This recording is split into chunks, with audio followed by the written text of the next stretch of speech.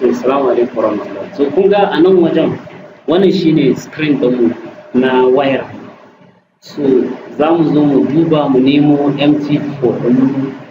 Muka zo mu ce meta trader mai searching ɗinsa kun ga gashi nan sai in danna kansa. Yayin da nan danna kansa so kun ga zai buɗe mu wannan a haka zai zo by default a haka zai zo mu. So idan ya so a haka zan iya duba in ga wani account nake so that you can manage as many accounts as you can. Misali nan ya kasance ina da broker biyu zan iya zuwa in ƙara wani broker a nan ko da guda nawa ne zan iya zuwa in ƙara in sa separate account kamar yadda ni sometimes zan iya buɗe account na kuɗin makarantar yara, account na kuɗin kaza, account na project kaza, an gane? So in kana so zaka iya zuwa na ka danna nan, misali in ka danna nan kaga zaka ce log into an existing account.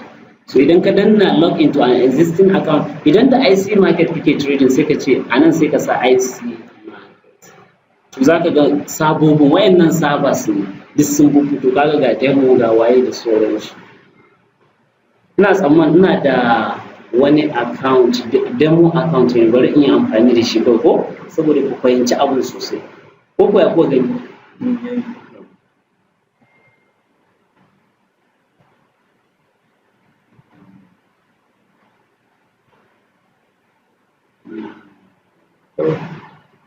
Ko wani demo account da na buɗe saboda purposely for this class.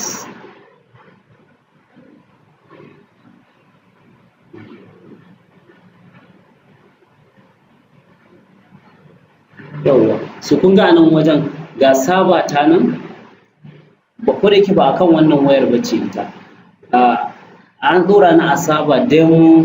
na IC markets demo 1 kun gan shi nan sai in selecting ɗinsa ina selecting ɗinsa kun ga zai bude to sai tambaye ni credentials ina wata login shine duk wannan an tura min ta email ina yanda na buɗe account da broker sai yanzu in saka 1 ko in sake saka 1 6 5 7 0 7 4 wannan shine login ina kamar account number ɗina sai yanzu next kuma aka sa FQ password dina kenan B J 3 8 to yayin da na gama shigarwa sai in danna min sign in ina danna sign in zai kokarin communicating da server ta kun ga yana ta kokari yana gamawa za ga ya kun ga ya gani ko kun ga yayi detecting din account ga account din already da ga na kun ga wannan account ne is like Musa Aisha ko ga account number ɗin ga waye da sauransu. So next thing abin da zan iya cewa save mu browser an bana bukata kawai sai in ce mashi sai in zo in ci gaba da aiki. Kun ga yanzu ina da account zan iya switching between the accounts. So sai in zo in danna nan idan na danna nan kun ga na zo kan codes ɗina gashi nan codes a nan ko so a wannan codes ɗin zan iya zuwa bari in ciccire wa'annan abun saboda mu yi abun tun daga farko har zuwa ƙarshe ku sake fahimtar abin da muka yi na baya. Misali bari in deleting ɗin duka wa'annan in na zo nan sai in danna wannan gaba ɗaya nake buƙatar yin deleting ɗin su kun ga wa'annan abun da yasa suke saboda already ina cikin kasuwa da su. To idan ina so in ƙara let's say yanzu muna so mu zuba duka major currencies pairs sai in danna wannan plus ɗin kun ga major ne kun ga major sai in danna kan major ɗin nan. Idan na danna kan mejo zai buɗe musu kun gan su nan so misali ina buƙatar bari mu ɗan koma baya da yi wani ɗan koma baya yawa so kamar datan mu ta kusan ƙarewa ko yawa so tana mana warning ɗin data so sai in shigar da wannan kun ga na shigar da wannan duk wannan kalasa zai dinga zuwa can yana zama kun gani kun ga duk na shigar da su ko kun ga na gama shigar da major in minor ne su ne watan cross pairs su ma haka ga su cryptocurrency ga indices da dai sauransu so tunda na gama sai in danna back kawai na kun gan su gaba ɗaya sun zo da ƙwaya biyu ne amma yanzu kun ga mun ƙara ruwa so yau mu sake yin back idan muka yi back shi ke to kun gan su a nan to sai in zo next thing nan wajen idan ina so in goge wani daga ciki shine sai in danna nan kun gani so in sake danna wannan dan bututun sharan ko me ake cewa in na sake danna kun ga zai ban dama sai in selecting din wanda nake so in delete idan wannan ne a zoom sai in danna nan sai in ce delete za ku ga ya ɓaci kun ga ya ɓaci ko nan kuma zan iya rearranging din su based on priority misali sai in kama wannan kai shi sama kun gani kun ga na kai goal ɗina sama wannan ma misali idan ina buƙatan wannan ya zo haka zan iya saka shi haka da dai sauransu an gane so wannan shi ne wannan yana ta mana so sai mu yi baya idan muka yi baya kun fahimci duka wa'annan ne ko so sai mu zo kan chart wannan shine chart wannan alamar so kamar yadda za ku gani yanzu za ka iya kamawa ka ja ka yi gaba ka yi baya ka kama nan ka ɗan yi amfani tun da waya ce ka yi amfani da yatsan ka na hannu so kun ga wannan akwai wasu layuka wannan kan ga wani dogon layi da ya ratsa haka so wannan ana kiran shi da suna separator line separator ni normally nakan wanke komi in ga iya chart din saboda haka bari mu je mu gyara in muna so mu gyara za mu danna nan in muka danna nan zai bude mana sai mu je setting idan muka je setting so za ku ga line separator sai in cire wannan dan tick din akai yawwa kun ga line separator sai in danna wannan kun ga na cire tick din so idan na koma ba za ku gan shi ba yanzu kun ga babu shi ko so wannan shi kuma wannan indicator din shi ma bana buƙatar sa ina son ga chart din zallata sai kun ga wannan alaman F din sai in danna kai idan na danna kai kun ga wannan dan abun sharan sai in danna shi sai in danna dukkan su bana buƙatar komai kawai sai to za ku ga iya chart din ne kun gani sai dai kuma akwai volume shi ma volume bari mu koma in je in cire shi zan zo in danna nan idan na danna nan sai in je setting idan na je setting zan duba a nan wuraren ga volume kun ga volume ko show volume sai in danna nan idan na nan idan na koma za ga iya chart din kawai ne kun ganta iya ita ne so idan kuma ina so in juya ta ma in na dan yi haka zai juyo idan wayar ka canza ta zuwa rotate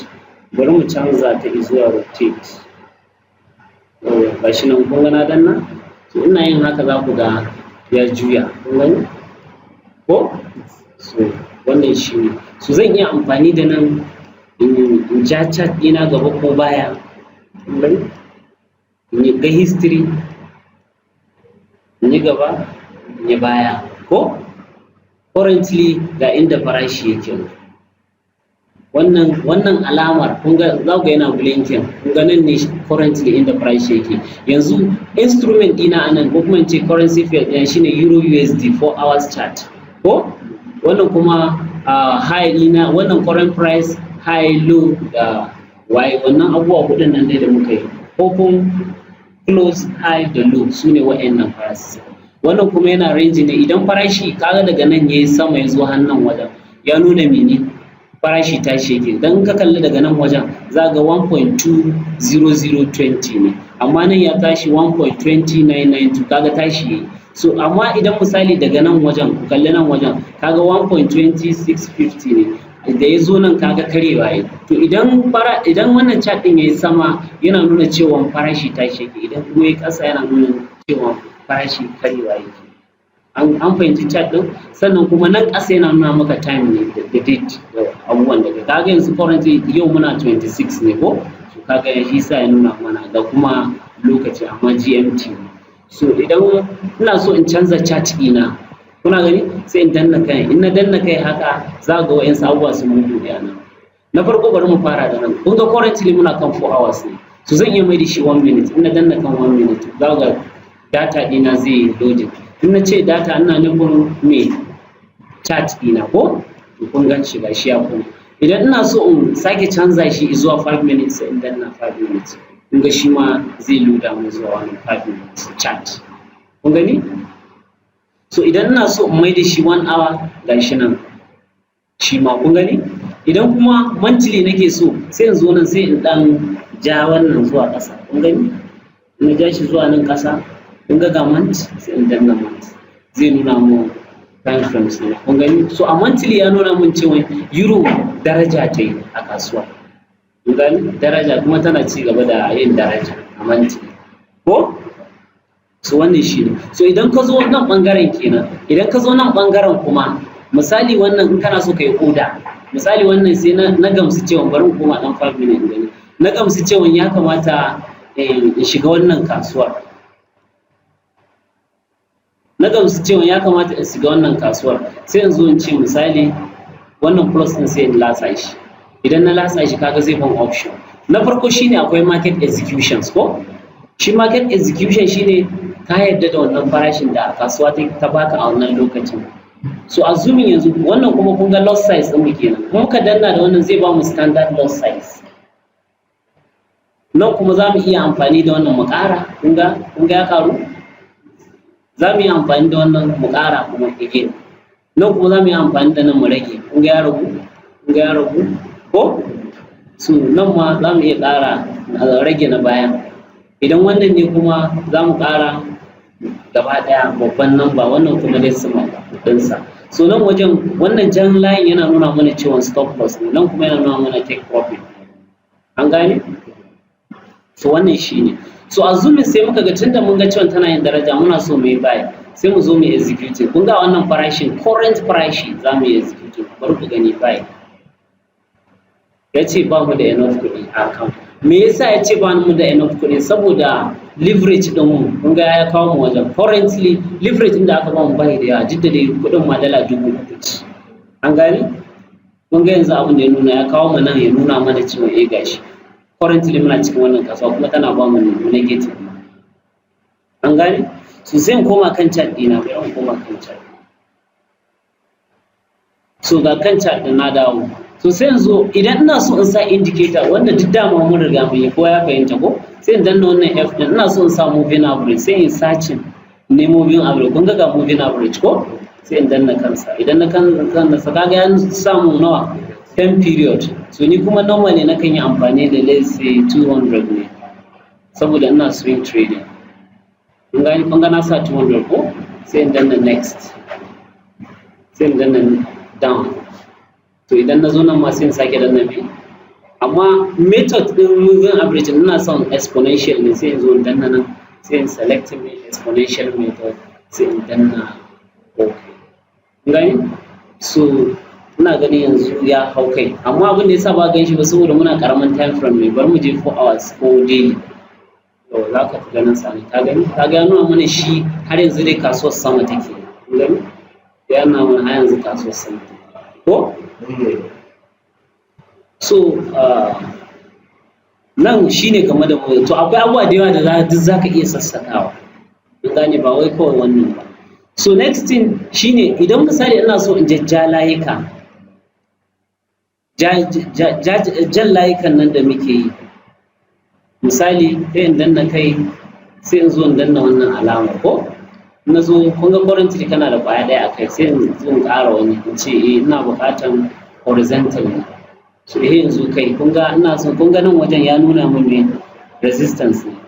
Kun ga ya bani, ina danna wajen kun ga ya bani resistance. To hopefully shine nan kasuwar ta attempting ta yi breaking, ta kasa, ta koma ta yi breaking, ƙarshe ta yi breaking. To yanzu muna jiran retest ne. Maybe in ta zo nan wajen ta juya da ƙarfinta, ta ci gaba da tafiya ko? So zan so in ƙara wani shi ma layin saboda ku fahimci yadda ake samu. Kun ga horizontal ko? Sai yanzu nan misali kun ga nan wajen ko? Wanda ya zama me? Support, nan kuma me? Resistance. So zan iya ɗan yin gaba da shi don gani da kyau. Kun gani? Kun gani da kyau? Yawa. Yanzu muna jiran retest ne, duk da an yi breaking ɗin nan, in ta yi retest, then we have to buy and start going. Ko? So wannan shi ne game da wannan. Sannan za ka iya amfani da irin ɗan akwatin nan da ake, ko kuma in ce square. Kuma ba ka amfani da wannan ba, za ka iya amfani da square, daga da can ƙasa. Kaga duk wannan kayayyakin aikin ka ne, ya depend ga level ɗin ilimin ka a wannan kasuwa. Misali sai in ce rectangle nake buƙata. Wannan rectangle ɗin wani lokaci za ga mutum ya zo ya ɗan saka shi a ɗan ja shi, kun gani? Sai mu ce nan shine resistance ɗin mu. Amma wannan ba a sa mara abuwa, bari in ɗan yi amfani da wannan abun dan gyara shi, dan sa shi a cikin wani ɗan kun ga nan fill ɗin nan na danna zai zama ya zama fill. So kala ba na son jan kala, ina son kaman ash haka sai in zo in danna kan wannan kun gani sai in danna wannan idan na danna wannan kaga is okay sai in ce done ina danna done ku ga abin da zai nuna kun gani isa sun kan ga ana jan kaza da kaza ko da sauransu so yanzu muna jiran a nan wajen za mu zo ba mu maki mu sa pending order kaza so next thing akwai wannan abun wanda na gaya muku ni ma gaskiya akan waya ban iya amfani da shi sosai ba ko sauransu to kawai bari mu tsallake shi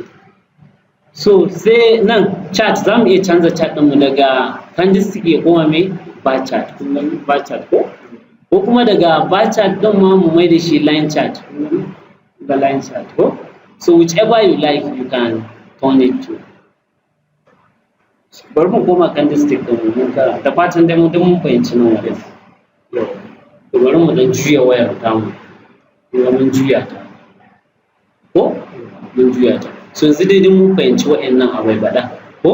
wannan shine wajen sa indicator wannan kuma idan kana so kaga yanzu muna kan euro USD ne so idan na latsa nan misali zan iya wannan kun ga symbol ne na me na gold ko idan na danna zaka ga ya buɗe kun ga gold kasuwar da muke ciki a ganta so idan na sake koma ina so in canza wani currency mai misali Canadian dollar USD Canadian dollar idan na shiga kun ga gashi ne ya fito min da chart din ko so ta nan ake dan canza an kaga dama ka zo ta nan an gane ka zo nan sai ka danna kai in ka danna kai zai fito ma ka ce open chart ko kuma ka shiga ta nan whichever you do sannan a can bayan nan ko yadda ake canza time frame nan ma gashi yadda ake canza in ka ga dama ka danna ta nan ko sai ka zo kai select misali daily muke bukata sai mu sa shi a daily kun gani kala muna fahimta wannan kuma misali na gamsu da wata kasuwa da nake so in shiga misali bari ne mu dan ji karamin time frame saboda mu dan yi scalping bari dan ga fuskar kasuwar sosai ga wannan level ne so ka kasuwar da muke jira ta yi kasa ne ko to misali muna so mu yi scalping a cikin ta ba jimawa muke so ne ba tunda mun san cewa yanzu ƙasa muke tunanin tafiyar ta ko ƙasa muke tunanin tafiyar ta to sai mu ce to ba mamaki misali idan ta ɗan wannan ɗagawar zuwa nan wajen za ta iya saukowa an gane nan yankin ko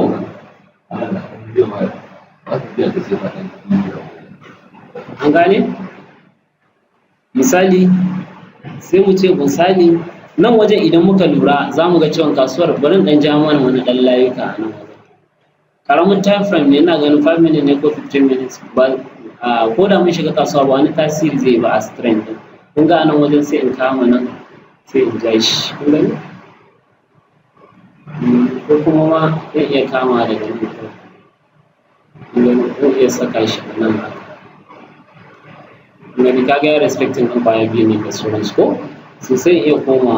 in kana so wannan ɗan bakin ya fice ka danna kai sai in sake koma kun ga abinda na so yi kaga yana ta faruwa kafin ma mu gama analysis so sai in zo in danna nan sai in sake ɗaukan trend line ɗin sai in kama daga nan ƙasa ko sai in ja shi to kun ga ya yi breaking har ma ya retracement ɗin ko so misali yanzu na so in shiga kasuwa ko sai in lasa nan sai in canza wannan zan rage ko both sides ɗin zan rage shi saboda ya kai kamar 5 da ya to za ka iya manually in ka zo ka ɗan latsa kai ka gani sai ka yi haka ka gani 5 ko misali ma ina buƙatar 0 nan ma ya kasance 0 nan ina so in yi amfani da me kenan wannan yawa micro loss sai in zo kawai sai in ce ba a sell ko sai in ce sell ya ce I don't have a normal loss size ina ne ƙarami kun gani a wai abin nan leverage ina ne ya yi kankanta da yawa dole sai na sake ragewa an gane bari in danna nan mu sake koma bari in saka shi mafi ƙaranci ko sai in ce sell ai wannan ƙara yawa an yi ce sell ko to an yi freezing ne amma bari mu fita daga wannan kawai tunda dai mu account saboda muna so mu fahimci abin da muke so ta yaya za mu fita da wannan sai mu zo dan kan abin sai mu dan kara shi haka ko sai mu zo mu ce good ko shikenan sai mu ce close order shikenan ya closing din mu da asara kun gani mun ga yayi ba muna so mu ga history sai mu zo mu danna kun ga history din namu ne ko gaba ɗaya kuma na account so yanzu muna so mu koma mu shiga yanzu misali a zoom muna expecting na retracement ne akan wannan kasuwa ko sai mu zo mu danna nan dan muka danna nan sai mu ce sell ko to kun ga opening din order so as soon as ya bude zai bude mana ne da minus something wannan minus something shine kudin broker which is almost how many ba mu dawo da ruwa ba mu gani ba amma dai yana kokarin yanzu yana up and down kun gani ga loss size din da muka shiga da shi which is mini ko mini loss size half of what standard loss size muka shiga da shi kuma mun yi sell in ka danna kai nan duk za ka ga bayanan ga stop loss ɗinka ba mu saka ba za mu je mu saka ga take profit ba mu saka ba mu je mu saka sai kuma yau ga commission din da aka cayi 3.5 to kun ga wannan broker da nake gaya muku ko da wa'ancan ne wanda muka shiga da rabin half loss size yanzu an caje mu $10 amma wannan broker saboda gaskiya suna da daɗin sha'ani za ga 3.5 kuma standard loss size da $7 yanzu kaman a forex time nawa suke charging kan ka shiga ka taɓa shiga da standard loss size standard loss size nawa suke charging anya kuwa wanda a Liteforex ba Liteforex tun da haka ne da good an gane su ma to kun ga ya fara ba mu riba ko kun ga yayi netting din kuɗin broker ya fara ba mu kuma riba $2 da sauransu so bari mu koma can da fatan dai muna fahimtar abubuwan sosai so a nan wajen ina ganin komai mun taɓa su a nan sama ko sai mu zo nan ƙasa nan dama na gaya muku wajen quoting ne ko quote nan kuma kan chart ɗinmu nan kuma kan kasuwannin da muke ciki currently to nan kuma dama can a baya na muku bayani cewar wannan yana nuna mana balance ɗinmu na kasuwa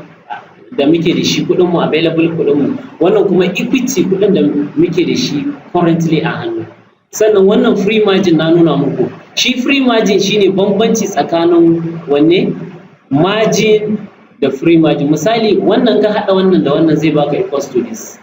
an gani wannan kuma idan ka ɗauke shi percentage ɗin wannan margin da free margin shine zai baka margin level wanda duk mun yi su an gane a jiya bibiya karatu so nan kuma currently yana nuna mana position wance position kasuwar da muka riga muka shiga kasa ka gane yana nuna euro USD me muka yi mun yi sell loss size ɗin mu kuma 0.5 sannan yanzu currently yana reading mana $3 muka samu bayan netting ɗin so amma idan ka zo nan sama ka ganin $3 ne ko idan ka zo nan sama dama an caje mu na 3.5 gashi nan so yi sa muka samu ragowar 5 baka riga ka gama netting ba sura 50 cent an gane so nan kuma wajen arrangement in kana so in suna da misali yawa kana so ka arrange din su based on order ko time da ka shiga kasuwa ko symbol ko kuma profit amma yanzu mostly akan profit yake nan kuma idan kana cikin kasuwa kaga kasuwa za ta yi favoring ɗinka za ka iya sake shiga ta nan ka gane misali bari gani in za ta iya bamu ƙaramin loss side mu shiga da wannan sai mu sake cewa sell bari gani kaga ya sake bamu ko mun shiga so kaga wannan ita ce kasuwar yanzu da muka shiga so ita kuma da yake mun shiga da micro loss size kaga nan suka caje mu 0.07 cent ko so wannan shine kaga mun shiga kasuwanni biyu nan take ko Allah muna fahimta so nan kuma zai nuna mana history tun lokacin da muka buɗe account ɗin misali muna da $3,000 sannan kuma yanzu currently muna da asaran 39.78 cent an gane to ga balance ɗinmu ga kuma kasuwannin da muka shiga nan mun yi asara nan mun ci nan mun yi asara shi ita ce wacce muka yi closing recently nan kuma wasu 'yan labarurruka ne lokaci su ɗin za su dinga ɗan turo maka da su sai nan kuma ga shi nan dai ba amfani da shi ne misali ka register da meta code shi ne za ka iya shiga ta nan kai log in ko kai register da sauransu so bari mu dawo kan chat da fatan dai mun fahimci abubuwa sosai yawa so yanzu bari mu koma mu setting down pending orders ko yanzu mun fahimci komai a nan ko da yake kafin mu je ga pending order bari mu nuna muku yadda ake canza background din, ko kun fahimci wannan? Kun fahimta? To bari in je in canza mu yanzu misali muna so mu canza background din zuwa wani kala, candlestick din ma zuwa wani kala, sai mu zo mu danna nan. Idan muka danna nan zai kai mu, sai mu je kan setting. Idan muka je kan setting sai mu scrolling din sa zuwa kasa, za ku ga wajen color. Yawa kun ga color, sai ka danna kan color. So in ka zo ka danna kan color din nan ya nuna mana black and white ko? Dama can akan black and white, sai mu ce custom. Muna so mu customizing din sa. Sai mu ce background din me muke bukata, ba white ba, misali muna bukatar sai kuma black. An gani? Forehead kuma inda rubutun suke farashi da waye ya kamata shi kuma mu sa shi ya zama white ko? Tunda background is black ko? So sai mu zo mu ce to bar off yana nufin content masu tafiya sama. So sai mu canza shi zuwa me? Mu ce misali gray. Sai mu zo bar down, kaga shi kuma sai mu sa shi zuwa what? Red ko? So sai mu je kuma bull,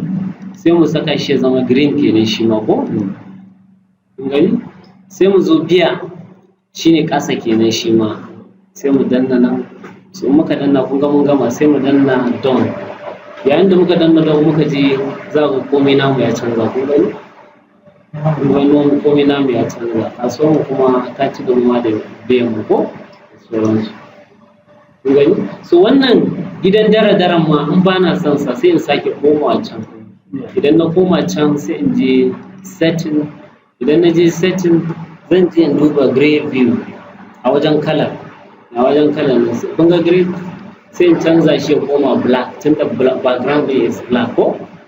Sai in danna okay. Na danna na koma, so kun ga komai ya koma black. Film ko? Da sauransu. So in kana buƙatar wannan misali bari in juya a wannan chart kullum ya kun gani gidan gara ko ya amfani kawai kamar lissafi ne, ka ko lissafi zaka inda da gidan dara ya fi dan taimaka ko wajen buga yadda ya kamata. So kun ga kasuwar mai sofa dai ko? Okay, projector mu har so wannan shine game da wannan. So a nan wajen kuma za mu zo mu yi magana ne akan ya za mu setting din pending order. Bari wannan ya ɗan zo sai mu ci gaba. Ya za mu seta pending order. Yanzu na yi magana gaba ɗaya akan trading platform. Da fatan kowa ya fahimta. So za ku ga ba ku gani sosai saboda mun canza komai ne ko? Bari kuma mu mai da shi white. Mu mai da shi white background. So za mu je setting, idan muka je kan setting sai mu je wajen color, muka je color sai mu je black and white ko? Black and white sai mu danna down. Muna danna down kun ga mun dawo inda muke a da ko? Ba tare da wani shan wahala ba. To bari mu juya ɗan chart ɗin nan saboda in yi wani abu. So a zoomin yanzu bari in duba time mu mai da shi 4 hours candle ɗin namu. Kun ga nan muke, kun ga ɗan inda muka yi analysis a 4 hours? 5 minutes kun gan shi? To yasa nake cewa ya kamata mu zamanto highly bias akan me? Babban time frame ko? Okay. Bari cire wannan abu. Ina ciccire su ko? So yanzu ga inda muke tunanin farashi zai zo, muna so mu sa pending order nan, to wannan line zai gamsar mana da shi. Amma kafin mu haka ya kamata ne mu dan yi assignment din mu. Me assignment din mu shine mu san point din da zamu shiga da point din da zamu fita. Misali muna tunanin kaso za ta iya retracing a nan. Misali zuwa nan kafin ta juya. Sai mu ce to stop loss din mu misali mu bar shi a nan ko? Misali mu bar shi a nan. Bai danna ba.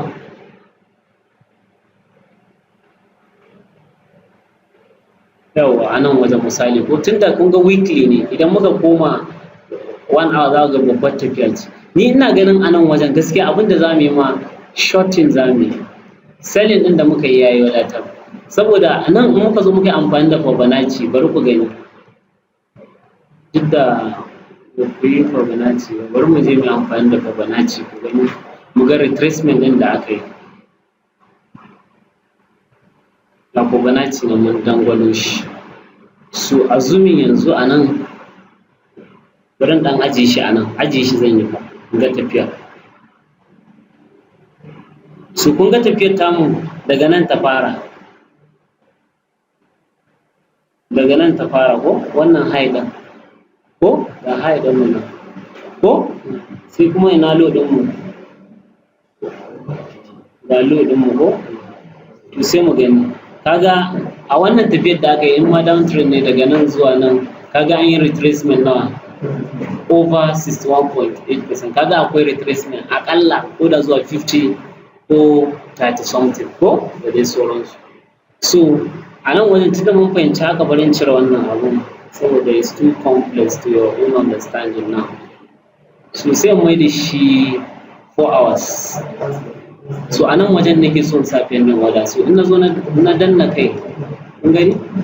sai ka danna shi sosai, kaga wannan biran ya fito. Idan ka danna wannan biran za mu ɗauki, kun ga wannan shine farashin wajen, sai mu zo mu yi highlighting. Idan muka yi highlighting kaga ya shiga mana da minus, sai mu yi double clicking sai mu yi copy ko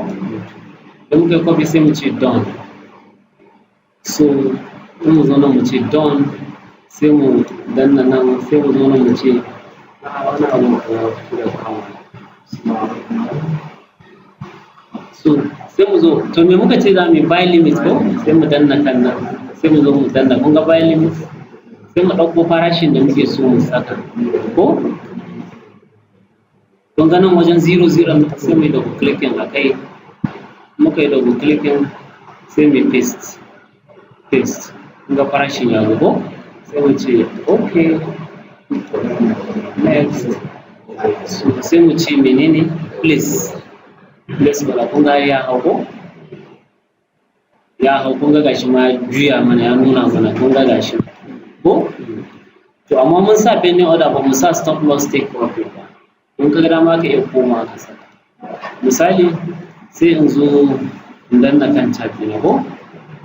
na danna kan chart ne kaga ya dawo da ni kan chart. So wannan abun ko da yanzu za mu cire shi bari in kama shi in ja shi, kun ga alamar pending order mu na ko in farashi ya zo nan zai mana buy ko. So na ga muku ba wai shiga kasuwar ce ke da matsala ba, fita daga kasuwar. So a zumun mun yi forecasting cewa kasuwar bari dan ƙara time frame saboda in ga next resistance ko misali next resistance dina ina ne nan wuraren ne ko misali ma mu bar shi a nan ko ya wadatar. Muka danna kai kaga wannan biran zai fito sai mu danna kai sai mu zo nan sai mu yi double clicking, muka yi double clicking sai mu copy sai mu ce done sai mu ce done ko. So wannan me muka ɗauko yawa mun ɗauko take profit ko. So idan muka zo na za mu juya tab ɗinmu saboda mu ga inda za mu je sai mu shigo ta nan sai mu zo nan, idan muka zo nan sai mu yi me sai mu ɗan wiping ɗinsa kaɗan haka ko idan muka ɗan wiping ɗinsa kun ga ya fito ko sai mu danna kan biran nan to kun ga wajen take profit sai mu double clicking a nan sai mu ce mu buɗe ɗan nan gefe wannan ɗan gefen sai mu ce paste ko gashi nan ya fito ba ma shi sai mu ce paste ko kun ga farashin yanzu sai mu ce modify, kaga har mun yi modify ne sa ko take profit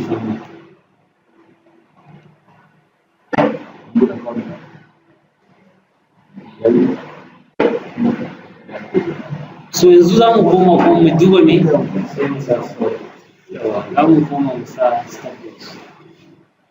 To stop loss kuma ba mamaki mun ce ya tsaya a nan yankin ko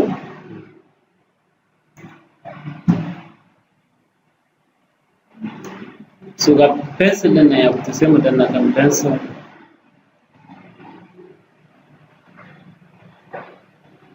ko network ne na ga yana son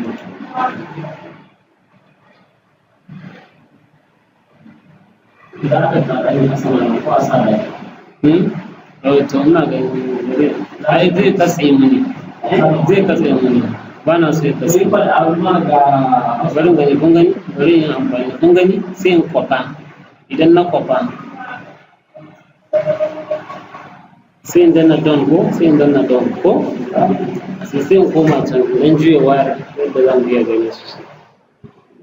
sai in danna nan ko idan na zo nan sai in dan yi wiping dan sakaran ko sai in danna kan pencil sai in je kun ga wajen jan sai in da clicking a nan sai in yi pasting ko sai in ce modify to kun ga yadda ake modifying ɗan order kenan ko yawa pending order mun sa pending order ko mun sa take profit da stop loss zaka iya danna wannan dan ka cire shi wannan shi ma ka zo ka danna shi dan ka cire shi kaga rage kwa wani abu ko so yanzu currently muna cikin kasuwa idan ta zo nan za ta ɗauke already dama muna da take profit a nan tana yin take profit ɗinta kuma za ta yi mana buy an gani so idan ta zo nan kuma za ta take mana profit kawai idan kuma ta yi ci gaba da zuwa ƙasa za ta fitar da mu da asara an gani wannan shi ne so in kana so ka ga abin da kyau za ka iya danna wannan sai ka je ka koma 15 minutes a 15 minutes za ga abun sosai kaga abin ya yi girma sosai ko an gani so kaga a nan wajen shine inda muka yi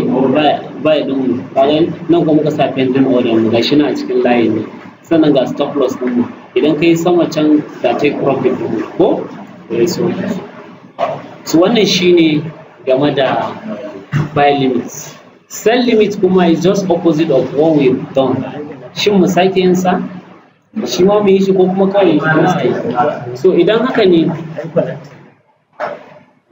so idan mu haka din ne sai mu zo ta nan an gane kun ga nan buy limit muka sa to nan wajen muna so idan farashi ya zo nan kuma tunda resistance ne muna tunanin farashi karewa zai ko sai mu zo nan kuma mu sa mene sell limit duk zaka iya sakawa sai ka zo ka latsa nan sai ka ɗauko ɗan wannan layin ko in ka latsa layin so sai mu ce to a dab dai wannan wajen dai kaga layin ya zo sai ina son latsa shi saboda wannan dan biran ya zo kun ga biran so yayin da ya fitar mana da take profit din mu kuma ya siyar mana ya sake mana wani transaction wannan zai zama to me sell limit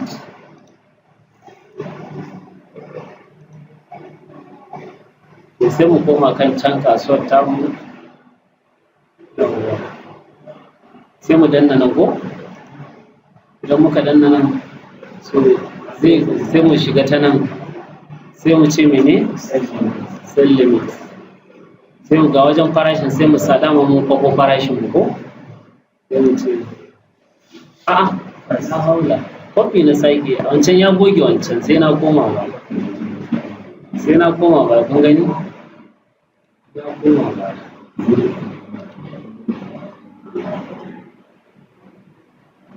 ran koma ba shi wannan zan sake kwafa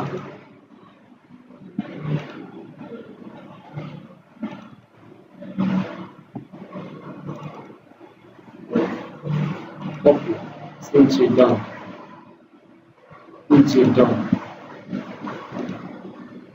sai danna na ko sai yanzu in ce sell limit sai yanzu kan wannan zai double clicking sai in ce paste a madadin paste ko ga kawo min farashi sai in ce next done sai in ce mai place so kaga ya riga ya yi placing na order ko gashi nan shi kuma sell limit ko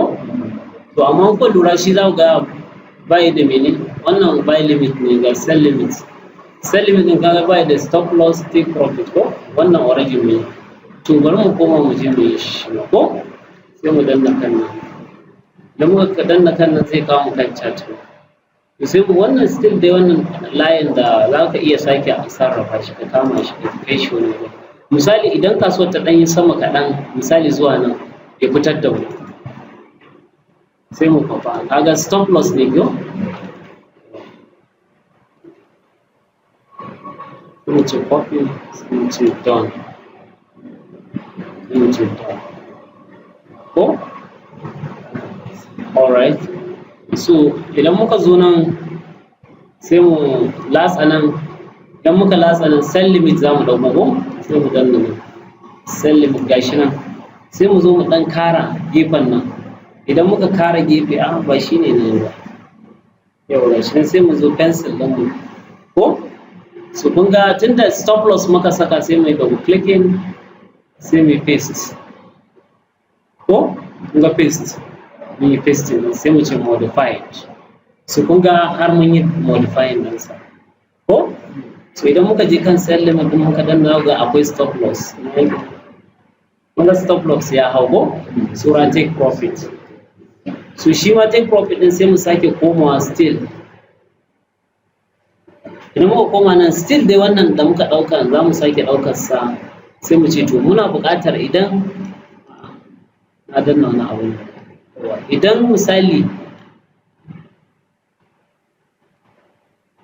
idan misali kasuwar ta sake dawowa nan kuma ya fitar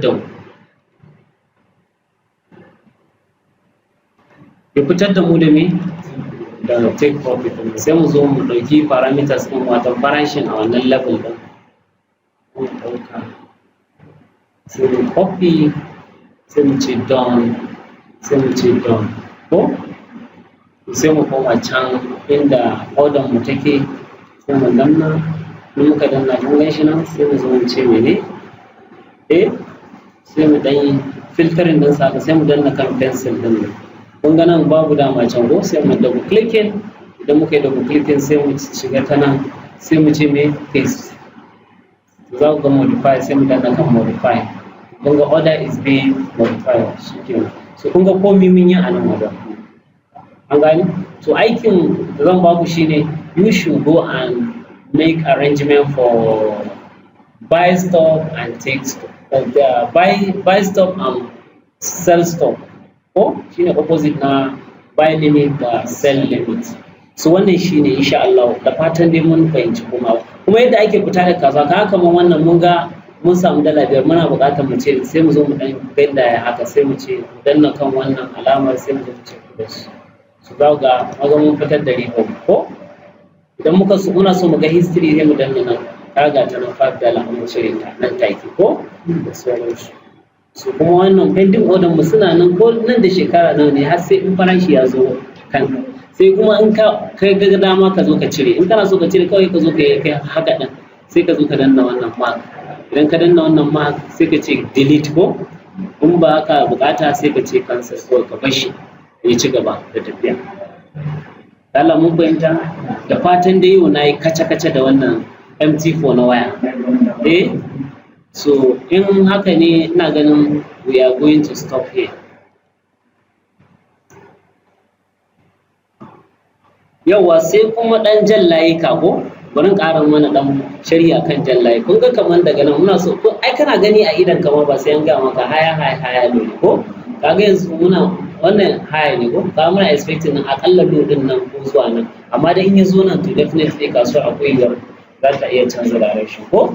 sai mu danna nan na'am wannan ga lodin nan ko, in ya shige wannan lodin kaga akwai yiwuwar ba dai wannan moving average din mai shi ma zuwa kaga an fasa shi ne sai a jira retracement ko da anan kawai sai a juya, to kaga in yi retracement anan mun samu mai head and shoulder head shoulder ko, so to anan wajen za mu je mu ɗauko layi mu ɗan ja, za mu ɗauko diagonal, akwai kuma mai guda biyu, in ka ga dama za ka iya mai amfani da mai guda biyu, yawa gashi na ana kiransa